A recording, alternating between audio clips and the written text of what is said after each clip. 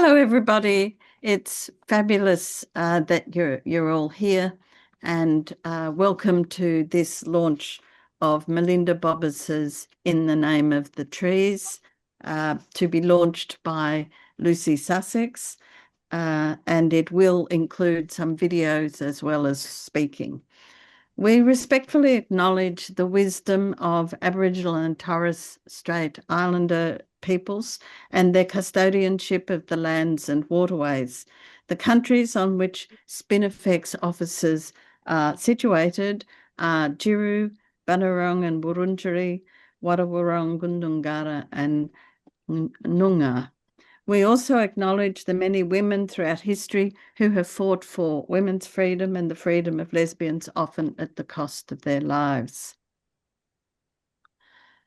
So I will begin by introducing Merlinda because we will be opening with some videos that include song and poetry. Merlinda Bobis is the author of 4 novels, 2 books of short fiction, and 6 collections of poetry.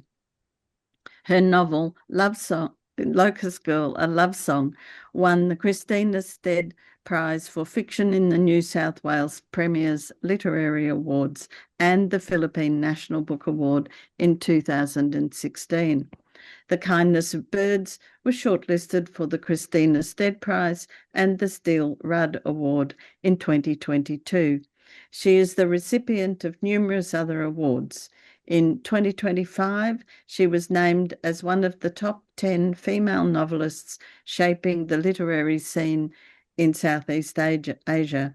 She regards her writing as a homecoming, a return to roots, a retrieval through memory, and a reckoning with loss, hopefully with care and grace.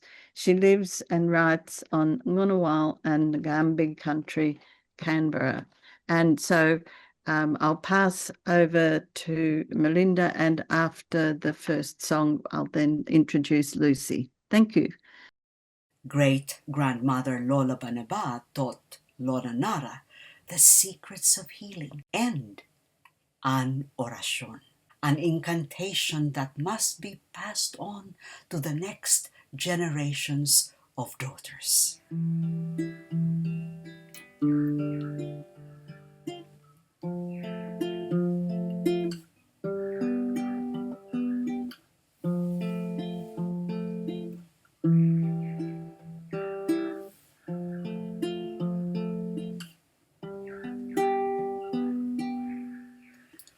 Kung ang banaba recuerdo ni ina sa puson may lila sangimot may namit kang panrahay na istorya sa pisngi may hadok kang danay na pag-asa sa braso may kusog kang kugos niya magsain ay magsain man kita.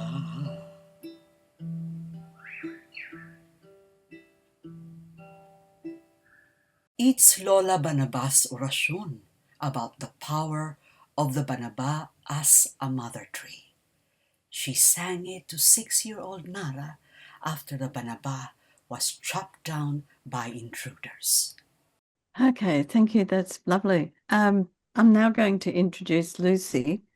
Lucy Sussex was born in Christchurch, Aotearoa, and now lives in Australia. She has abiding interests in women's lives, Australiana, and crime writing, expressed in award-winning fiction and non-fiction.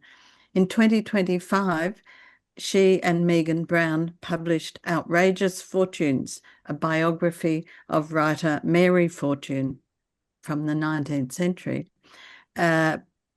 and her criminal son George, and Nothing But Murders, a collection of Fortune's detective fiction. So welcome, Lucy. Thank you. Thank you for having me. I want to begin by saying that Merlinda Bobis's work and I go back for years to White Turtle, if I recall, 26 years ago. And this engagement has involved appraisals of her work editorially, as reviewer, as appreciative reader, and even launcher, which is the hat I'm wearing today.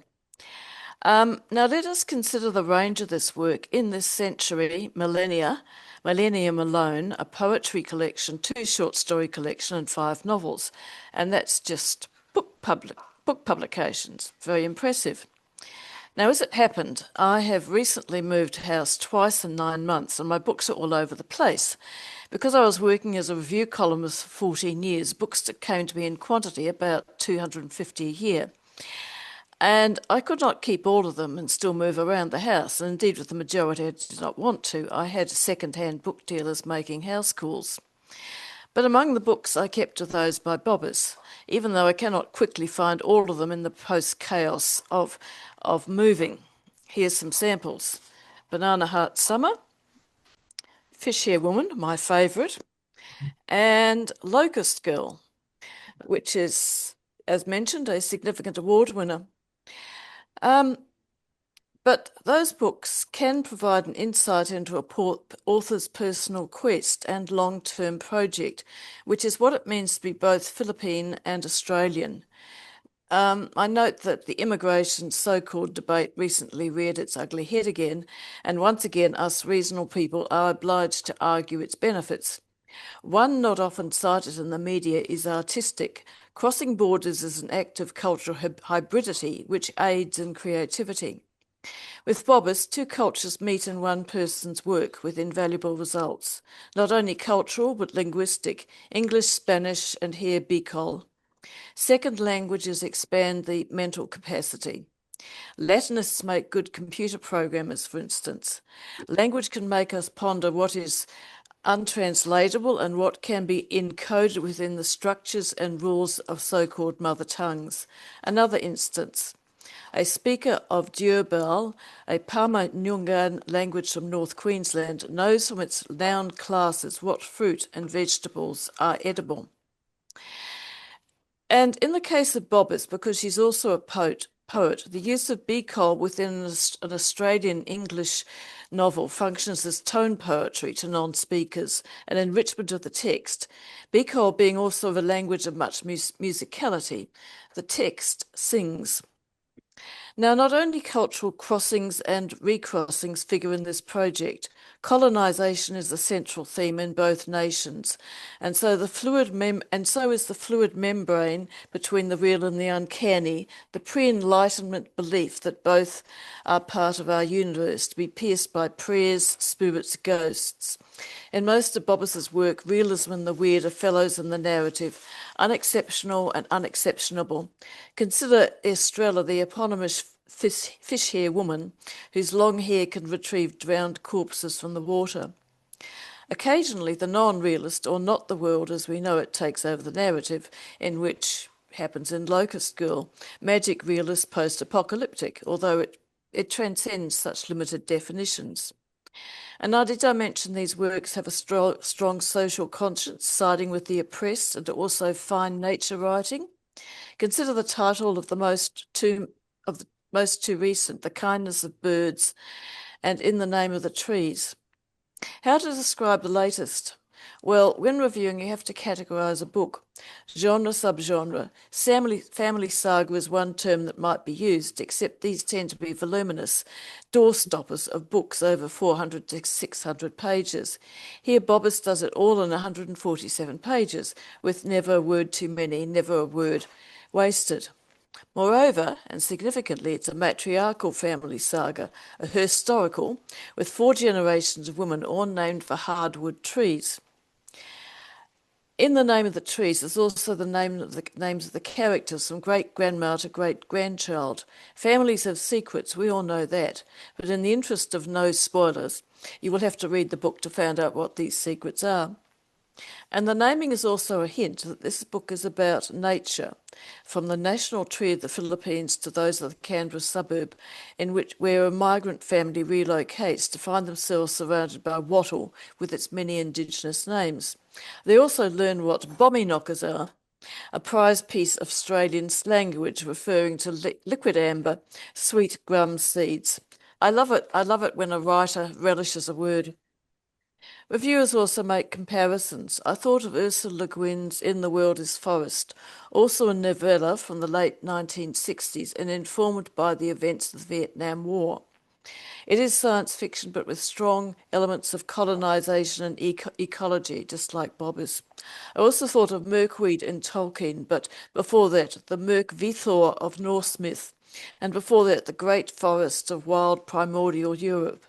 We ape descendants know, even if we won't admit, the power of trees. This novel articulates it. One of its pleasures is that it's a very arboreal book. If I had a tree of sufficient size in my back garden, I'd sit on a branch and read it, and if lucky, get the feeling that the tree approved of what I was reading. Indeed, one of the memorable images of this novel is of a sick child lying in bed beside a window, with the garden trees observing her as if they were sentient. Reviewers also make comparisons with the author's other books.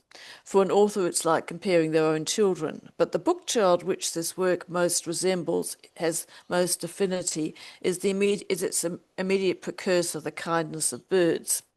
That, again, has cross-cultural themes, but also that of kindness, decency between humans and species, a pox on those, mainly powerful men, who decry wokeness in its original positive sense, and empathy. As both these novels show, we cannot fully exist without it, and woe betide those who try.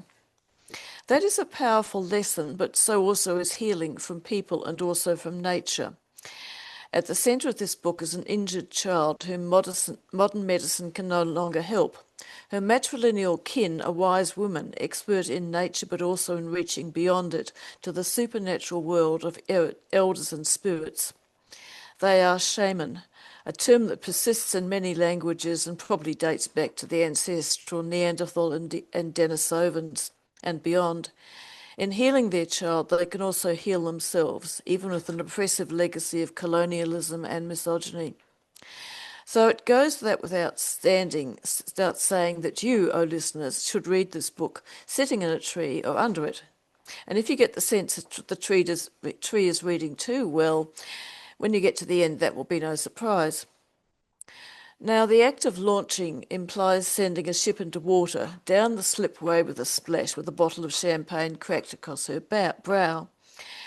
I prefer a much less destructive notion of a floating seed to cross the ocean and bring new life, root, leaves and tree, even flowers to blossom in my minds. But even so, I charge you to lift your glasses and drink to the richly deserved success of HMS, her ship, Merlinda's ship, in the name of the trees. Thank you. Thank you, Lucy. That's marvelous.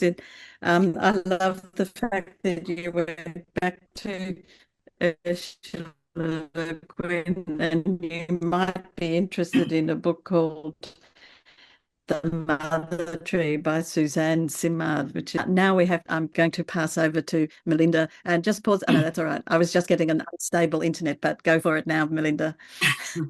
Well, I acknowledge the Ngunnawal and Ngambri people, the traditional custodians of the land of Canberra and ACT, where I live and write.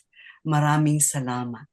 Thank you, Lucy, for that generous reading of In the Name of the Trees and the previous books. And like you, my favorite is still Fish Hair Woman. And I love your image of the launching a seed. It's so fitting for this book. And thank you, Spinifex Press, especially Susan and Renate, for taking on yet another book of mine and your continuing support since Summer Was a Fast Train Without Terminals in 1998. And thank you to my editors, Pauline Hopkins and Susan, and to my Philippine editor, Paz Verdades Santos. And thanks to Deb Snibson for the great cover, Helen Christie for the typesetting, Rachel McDiarmid for the promotion of my book, setting up the Zoom launch and facilitating my tech design needs through the years, and to Daniel Osborne and Caitlin Roper for your ever-ready assistance. And thanks to Arts ACT for funding my research travel to the Philippines, and to my family in the Philippines, and here to Reynes, my partner, all incredible supporters of the dreaming up of this book and all my books. Importantly, thanks to all who enlightened me about trees with their stories in the Philippines and in Australia, and deep gratitude to the trees and the land from where they grew. And to you all, thanks for joining us tonight. Now, this is a book about generations of hardwood women who are named after Philippine trees: Banaba, Nara, Pili, Dao. And these women are all Bahion, tough, brave, flawed. Bahion is a word in my mother tongue, Bicol, a word that is from the trees, really, from the land and the people who care for it. Cultural worker Rome Candaza gifted me the word Bahion when another cultural worker and writer, Dominador Marcaida, told stories about hardwood trees in Bicol. Dominador said Bahi is the hard pith or core of the anahaw tree. It's so hard and dense that if you try to cut it with a steel saw, even the saw bends. And Rome said his grandfather used to admonish him, Bahion ka, you're very hard-headed, if he was being naughty. So I thought if Bahi is the very hard pith or core of the tree, then Bahion means hardest wood to the core. Tough, resilient, resisting any cutting, like the novel's Hardwood Women. Cut over and over again by colonization, occupation, and the bloody wars that go with them through Philippine history. Since over 300 years of Spanish colonization in the 1800s, followed by American occupation in the 1900s, then Japanese occupation in World War II, onto the ongoing feudal system in the country and its consequent wars. So it's a case of wound on wound on wound, as we say, lugad sa lugad sa lugad. But these women refuse to be cut down. When and where there is wounding, they resist and struggle to heal. So they come from a line of parabulongs, traditional healers. And you're right, Lucy, shamans. We actually have a word for that in Filipino, babaylan. The women, the female shamans. And these date back since the pre-colonial Philippines. And in the 1800s, the time of the great-great-grandmother Lola Banaba, the first traditional healer in the family. By the way, Lola means grandmother. And Lola Banaba passed on her orasyon, the incantation of healing about the Banaba, a medicinal tree, the mother tree that you heard in that song. Kung ang Banaba rekwerdo ni ina, sa pulson may lila, and on it goes. So Lola Banaba instructed her granddaughter Lola Nara, the next healer, to pass on this orasyon, and also the practice of healing to all the daughters of their family's future generation. Years later, to escape another war in the Bicol region, Lola Nara and her daughter Pili, who marries a Spanish Australian, migrate to Australia and settle in Canberra. And here in Canberra, Pili's daughter Dao is born. So Nara, Pili, Dao are transplanted to another colonized ground. So after the wounds of war in the home country, now the wound of displacement, from the cutting of the old home and its trees, its language, its culture. And I'm going to read a little bit about that. It's not that there are no trees here. This is the bush capital of Australia, Canberra in Ngunnawal and Ngambri country, Eucalypts, deciduous trees, and evergreens abound. They line the streets of the city and its suburbs and tower over houses, including theirs, a liquid amber or American sweet gum, an exotic in the front yard, tree on fire, grandmother thought on her first encounter of its spectacular autumn bracette, and a silver dollar gum in the back, plus a scraggly lemon and 2 golden wattles that her father Federico planted when they became Australians. And inside, the renovated Govey brick house, Nara, Pili, and Dao, all Philippine hardwoods whose names the girl Dao had to learn to say properly when she was little. Bicol name, not English name. Or else there will be no tree, her Lola had cautioned, and there will be no you. So the girl practiced her pronunciation. Nara, Pili, Dao.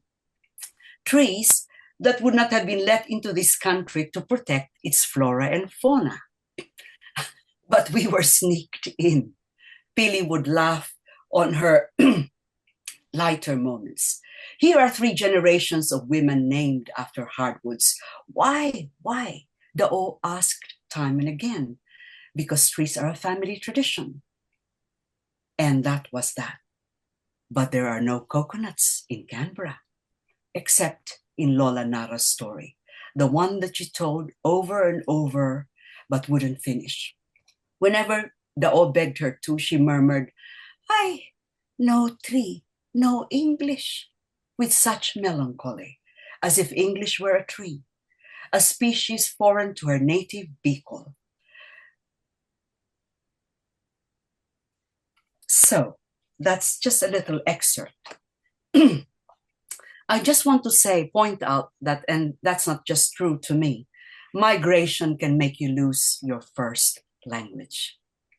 I can no longer write a sustained piece in Bicol or in Filipino. And when I reread my early books in these languages, I have to figure out the meaning of certain words that feel strangely estranged. But I wrote this. Or what if you migrate with little English? You could lose yourself trying to navigate the new country, even in the simple act of buying bread at the supermarket. Or lose your granddaughter who's been raised only in English. And this happens a lot in the Filipino community. Or lose your sense of self and currency as someone who speaks and is heard. Here is a relevant scene in Canberra as Lola Nara does the Santiguar, which is a ritual for healing for her granddaughter Dao, who is paralyzed when the novel opens. Nara has just passed on the Banaba incantation to her daughter Pili. The song, kung ang Banaba rekwerdo ni Ina. Then she asks Pili to translate the orasyon and the story of Lola Banaba. English si Lola Banaba, she instructs Pili. English Lola Banaba? Para kay Dao. It dawns on Pili. She must translate her great-grandmother Banaba for her daughter Dao, so she knows where her story began, where all their stories began. But to English, a Bicol life, a wound, a history, not ang sa iyang orasyon. First, her orasyon. The healer urges her daughter, pass on Lola Banaba's orasyon about the mother tree to your own daughter. Regrow your great-grandmother on this new soil. And Pili tries, her kin of a tree growing foreign on her tongue. If the Banaba is the memory of mother, in our womb there's purple, in our mouth the taste of healing story, on our cheek the kiss of lasting hope, on our arms the strength of our embrace wherever we go. That's a translation of that song you heard a while ago, at the beginning. But Pili's English can't keep up with this demand to tell, to translate her great-grandmother's life for her daughter Dao. She keeps returning to Bicol. In her mouth, suddenly, English feels impoverished. The foreign tongue can only approximate, abbreviate, and to truncate history is to cut and cut out lives. This novel is not just a homage to the trees of the first home, the village of Ilawod in Bicol. It's equally a paean for the trees in this new home, Canberra, which the healer Lola Nara grows to love. Gunday, the silver dollar or argyle apple, and Gunday is the Wiradjuri name for silver dollar. Then the garal, the golden wattle, and even sweet gum, the liquid amber in their backyard. In the Santiguar ritual that progresses throughout the novel. So when you read the novel, if you read it in one sitting, it is actually the whole book is that ritual happening. And in this time, Nara invokes the Canberra trees as well, along with the memory, only the memory, sadly, of the healing trees in the old home, as daily she washes and massages her bed-bound granddaughter, Dao. When she washes her feet, Lola Nara's hands are no longer gentle. She shakes them as she incants. Tindog na, lakaw na, balik na sa pag-aram kang daga. Rise, walk, return to the knowing of the earth. Then she whispers to each soul, Tahion ka, your hardest wood to the core. I close with a song I composed in 2023, Hymn to Trees. This became a major orasyon in the novel. I wrote this, this is a history actually.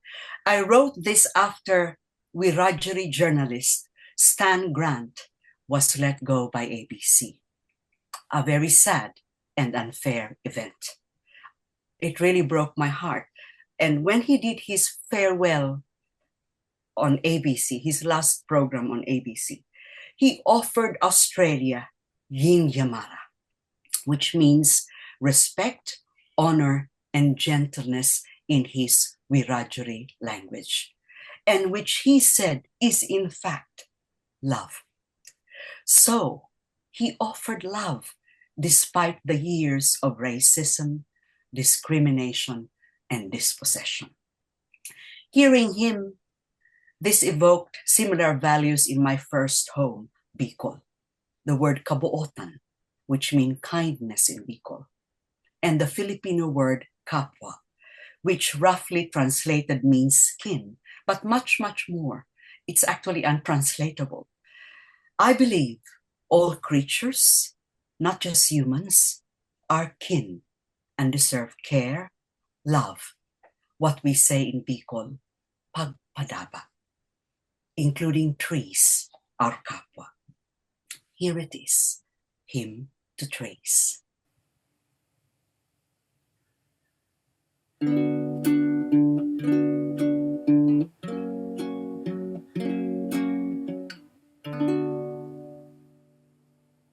Padabang Dao,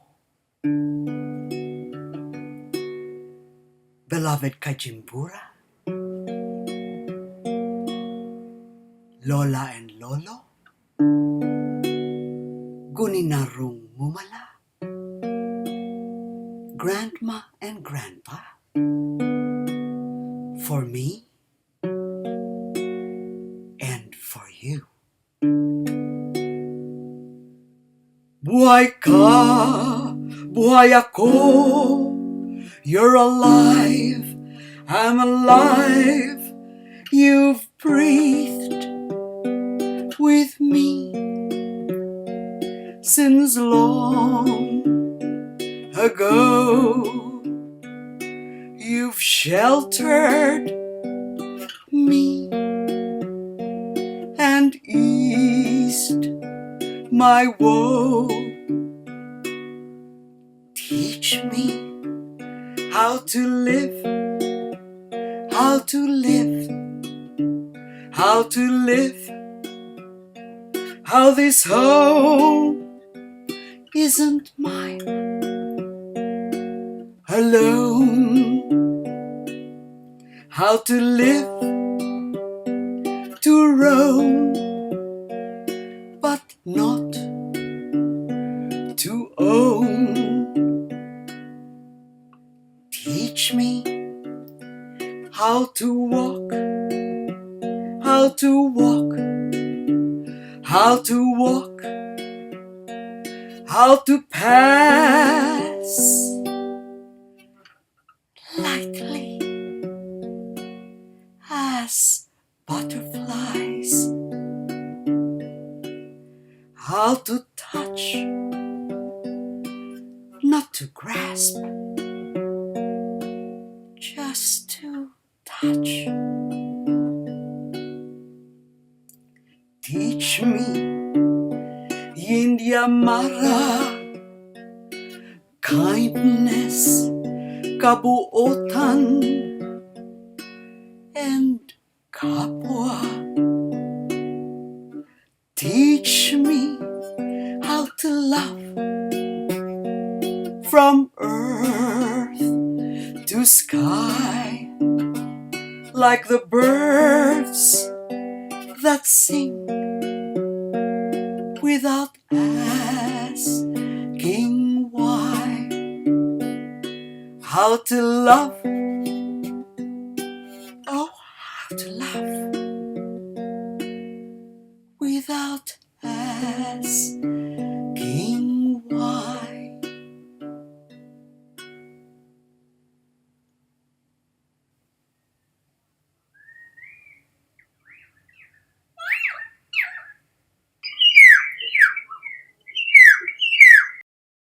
Thank you, Melinda. Thank you very much. Really lovely, beautiful, and including the bird sounds at the end. They really touch me. Now, we do actually have some time for some comments or questions. And Lucy, do you have anything you want to add at this stage? No, that was beautiful. The singing and the music and the bird song. Yeah. Is anybody else? You can either just put your hand up, or there is a hand up thing and there is a chat thing in the side. Depending on how familiar you are with Zoom, these are the options. You can just shout out if you can't figure any of. Oh, we'd have to unmute you all to do that. So the best thing is to go down and go to React and put your hand up. Oh, now, where's the hand up? Right at the bottom of that, you can see something called raise hand, and that brings you to the front. Okay, Augustine, have you unmuted? Yes. Okay. So thank you very much, Melinda. So Melinda knows me as Yob. So Yeah. I was very touched by your exposition, and I'm looking forward to reading the book. But I'd like to ask you probably a provocative question, because, well, to everyone in the audience, I am a Filipino just like Merlinda, and I'm a botanist based in Melbourne. But I think we share this common connection with our native trees. But Melinda, what do you think about the fact that every time well, certainly for me, when I go home to Manila especially, Manila has so many place names named after our trees. But if you ask just about every Filipino now if they've ever seen any of these trees, most of them will not even know what 5 trees look like. And do you think what do you think we could do to reawaken the awareness of the affinity of Filipinos to the native trees? Because you know, our our our ancestors really had this strong affinity, and I'm so glad that you talked about the banaba, for example, because it is one of the most powerful medicinal trees, not only in the Philippines, but most of Southeast Asia. And no doubt we will, in fact, it's funny because here in Melbourne, in front of my house, there is a banaba tree. The whole street is lined with banaba trees. But obviously they don't look as good as in the Philippines because this is a cold Melbourne. But it is ironical that I can come here to Melbourne and I see this banaba tree which takes me back to my childhood. Thanks. I have a cold. Thanks, Yob. And I remember I went to your talk about trees, that some of the trees that I I don't even know.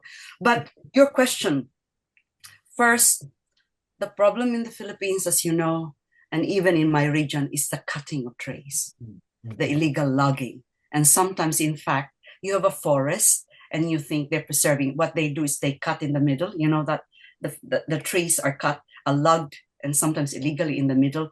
And so around this illegal logging, you have plenty of trees still. And they say, oh, nothing happened there because there are still trees. But actually the cutting happened at the center.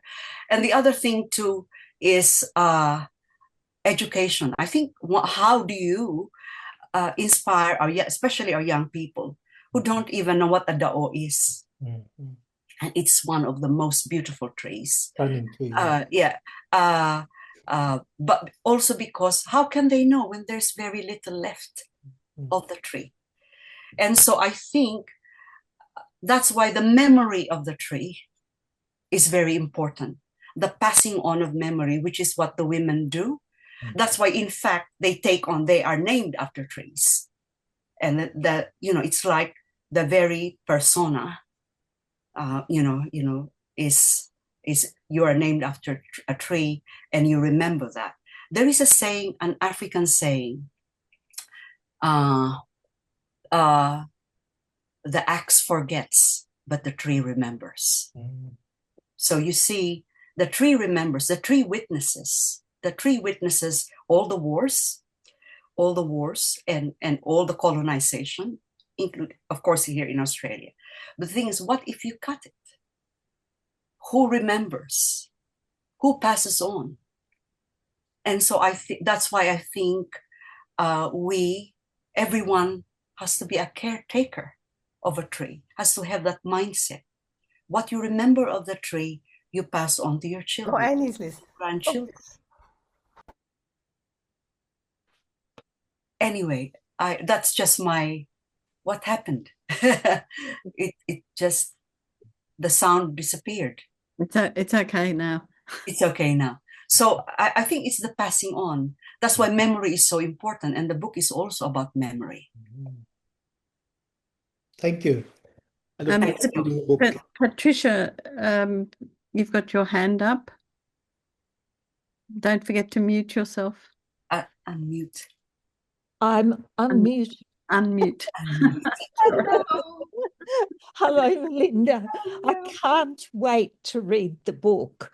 I have the privilege and pleasure of living in a suburb on the eastern fringe of Melbourne that's named after, it's called Fern Tree Gully, and it's on the foothills of the Dandenongs. My back terrace garden goes up three heights, 3 levels.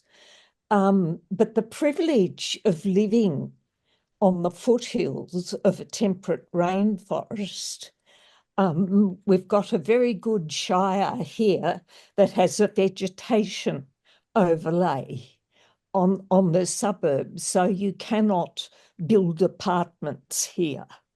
You cannot infringe on the forest. So to walk into the forest is to walk among the fern trees, these beautiful, great big fern trees, and hear water trickling down the gullies in various places. So it's, for me, with the bird life, I mean, I have blue tongue lizards, echidnas. I have to be careful when I go shopping in case an echidna is crossing the road. So for me, the privilege of living among trees, because we have the tallest flowering gum tree in the world here, the mountain ash. They just soar. They really soar. So I just feel really blessed to have 1 foot in the suburbs and 1 foot in nature. So I'm really fascinated by the theme of your book and the meaning it has for the people, for the families, for the healing, for the knowledge, and of course, you know, the indigenous sort of Wurundjeri country here. And so I just feel really blessed, I think, as I age, to be able to breathe the freshness of the forest. So thank you for your lovely book, and I can't wait to read it. Thank you, Patricia. You're very lucky. You still have those trees. And the fern trees, I think we also call them cabbage trees. We have them on the volcano, where they are actually large fern trees on the volcano, where at the foot of which is my city, my home city. And I also saw a lot of those trees in New Zealand. So there are plenty of fern trees. They're beautiful. They're beautiful. And imagine that, having an echidna crossing the road. What a place. Yep. Comes down from one side of the forest, goes down to the other side of the forest. And there's a road going through it that connects, you know, sort of semi-suburbia with forest. So you do have to watch. It would be nice to know what everybody's favorite tree is. You could add it into the chat if you like, because I think these things are important. And we have fern trees here in the tropics as well, beautiful big ones. So, yeah, any more questions, any more hands up? Lucy, Merlinda, want to say something? Have you ever seen a tree cut? Yes. Ever seen a tree? Have you ever heard the thud? It's like the thud of a body. Yep. It really is like, when seeing a tree that you used to know standing, and suddenly you return to the place and it's already just, you hardly see it. When I was still teaching in Manila, I would take the South Road. Yob, you know this. I would take the South Road back to Bicol, and that's about 8 to 10 hours. And it passes by a jungle. And I remember when I was a kid, when I was little, the jungle was just overgrown. And as you pass, even when we were taking the train, you hear the birds outside. And it really was jungle. And the one time I was already teaching in Manila, I took the bus, and that same place, the trees were just like that. All what you saw was just, the whole place was just, the trunk, not even trunk, but just those. And it is a visceral response that you get. It hits you in the solar plexus because of what you remember. And I don't know what we do about that. Not just it happens in Australia, it happens in the Philippines and many other parts of the world. And by the way, in Bicol, where I come from, we have the Bicol River Basin. And that's the reason why I wrote probably Fisherwoman, the river. And the Bicol River Basin just goes all around Bicol. Now, what happens, it's not just cutting trees. They built over the water, the passage of the water. So can you imagine so the river, they build supermarkets over the place where the river should be passing. And now what happens in major cities, like Naga City in Bicol, it floods every time there is a typhoon because the river will always find its way back.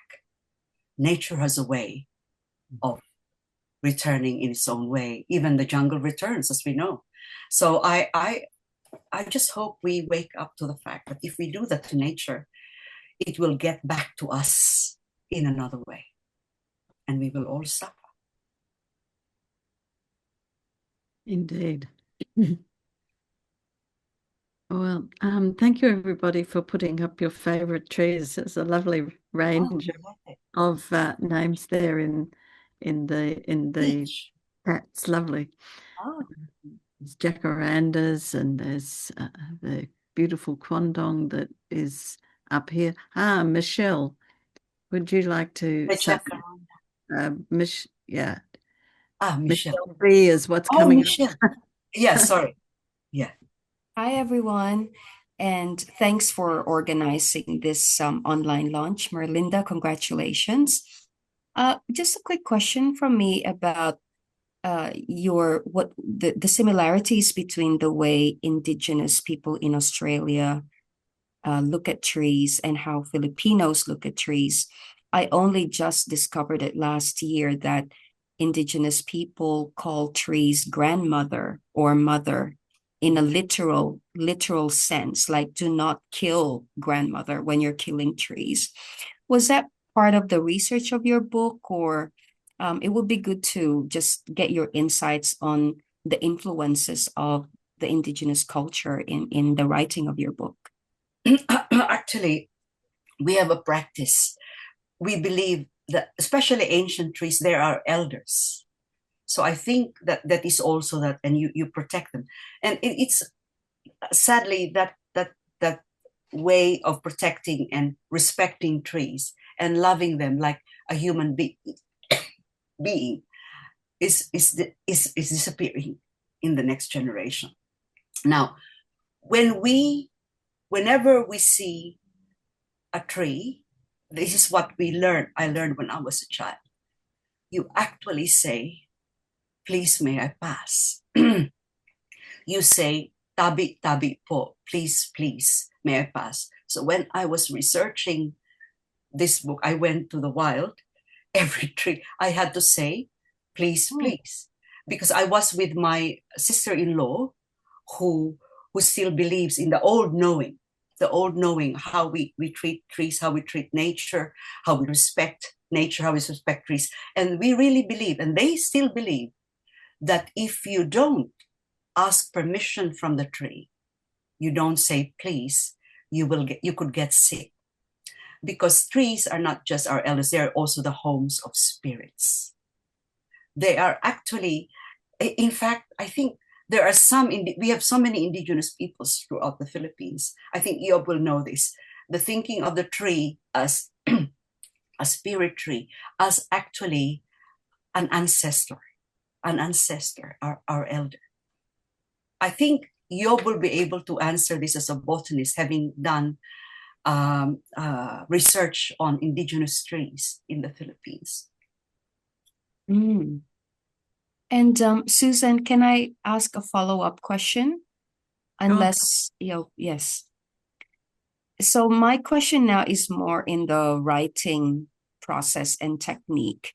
Merlinda, did you think about how today's generation of readers just see TikTok where you have short form content, or they love videos, or there's a sense that attention span is shrinking, and not a lot of young people want to read or have to think about symbols and meanings. And of course, this is not like a fair generalization. There's like this amazing community of young people who read books. But did that influence the sentence, your sentence lengths, or the way you present and write the book?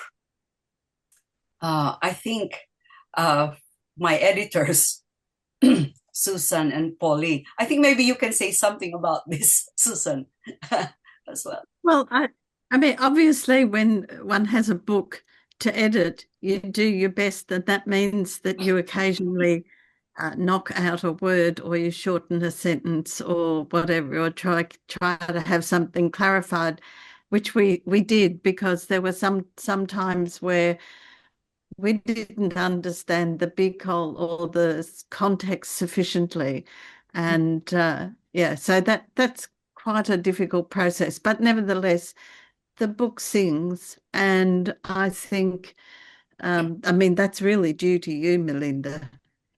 I mean, we just, you know, tinkered around the edges in terms of that, and, you know, tried to make it a book for our readers. And I hope that we have many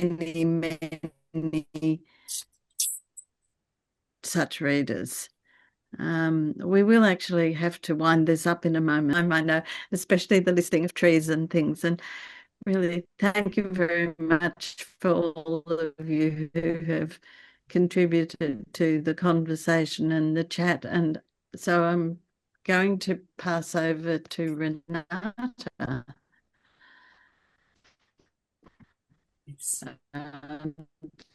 To do Renata Klein to do the Okay, I see. thank you. I hear that Susan is breaking up, and of course we're sharing And I hope she the same Wi-Fi, so I hope that I'm not going to break up either. I'm very moved, I must say, after this launch, and I have to tell you that I'm looking out of my window and I see our absolutely magnificent Kwandong tree. It's giant. I wish I had a photo. Kwandong trees are native trees, and they're very important for our cassowaries because they have beautiful blue berries that are so tart that we can't really eat them, but the cassowaries really love them, and they come and they just gobble them up. And I have just one of them against the sea, and it's magnificent. And really, the power of trees is just something that I think is just has been maybe, you know, put to the fore of many people really through the writings of Suzanne Simard, as Susan mentioned. But I really, really want to thank Merlinda. And you don't just write, you sing. And I think when you sing and you do your poems, it's one of the most powerful messages that you can pass on to your listeners and to your readers, because your work really comes to life and you're very unique in having this gift. So thank you very much for today's two videos. I'm very happy that we published In the Name of the Trees. I think it's a second in a trilogy, from the bird to the trees. And I hear we're going to get fishers. So we'll hopefully launch a fish book, a bit different, in maybe two years or so when you've written that. I also want to thank very much Lucy for your very spirited and thoughtful introduction to Melinda's work, and not just in this book, but her previous books. And now on to the Spinifex people. I mean, above all, I want to thank Susan Hawthorne, who has just joined me in this disconnected her video, because we live in the, you know, in the jungle and we have very bad video connection, or thanks so. Susan is Madam Spinifex and controls us all, and in a good way. But on this book, I also really want to thank Pauline Hopkins, who I know is here, because you did an awful lot of the editing and you asked very good questions that of Merlinda that we occasionally, Susan and I, were a bit befuddled And then it was all got solved, and it's a beautiful book. Then, of course, I want to thank Rachel, who is here, who's our publicist, marketing manager, and recording manager, and basically make sure that nothing goes wrong if some of us, again, I can't remember the login. And so thank you, Rachel, for all you do, especially since you've just come from Venice, that you know, well, we all have to, just acclimatize again to living in Australia. Then I've thanked already Pauline for being a wonderful editor, and I thank Danielle for being a very, very wonderful office manager who makes sure that all the books you order get sent out in time, and has lots of good ideas of how to organize our website, etc. And Caitlin, who has also been here, Caitlin Roper, who's our social media manager and makes sure that the messages about our books go out over social media. And I was thinking, Merlinda, I mean, maybe you could turn one of your videos into a TikTok, you know? Who knows? You know, you have the gift and the power to make this goodness me. palatable to a new generation of women. Honestly, I mean it. You should try it. That to do that, because obviously we need to reach all the new audiences. Lastly, I want to thank Deb Snipson, who does all our covers, for her very beautiful cover with the Tao that Melinda, you actually gave us the picture, and Helen